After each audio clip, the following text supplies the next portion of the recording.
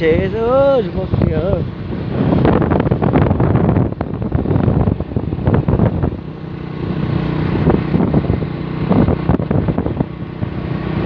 Chúng con từ tia ấy trong xoay này.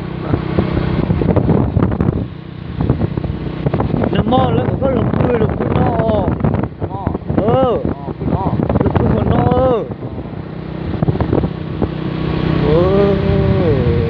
Chúng con từ tia.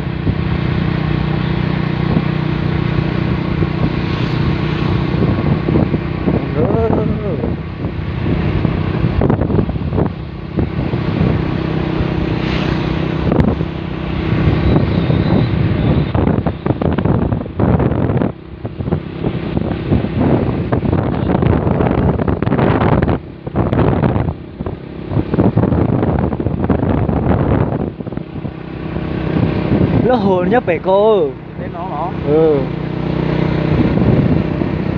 Ông phải xuống đây mà để xuống cầu đùa ấy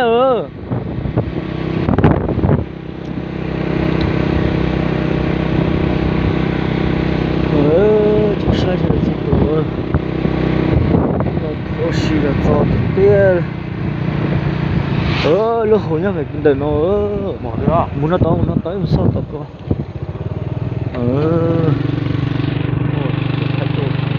Hay rồi, lúc khổ là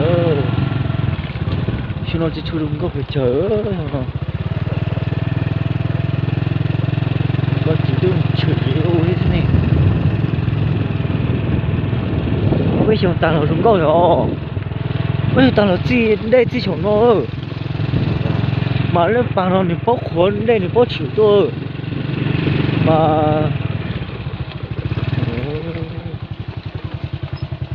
sai rồi sao tôi tôi xì nữa chuyện cả đồ lụt sư xóa hè tôi giỏi một xíu cái trình đàn đồ lù đi trốn rùa mất nó ô nó chỉ có gì còn nhiều nó dùng có tiêu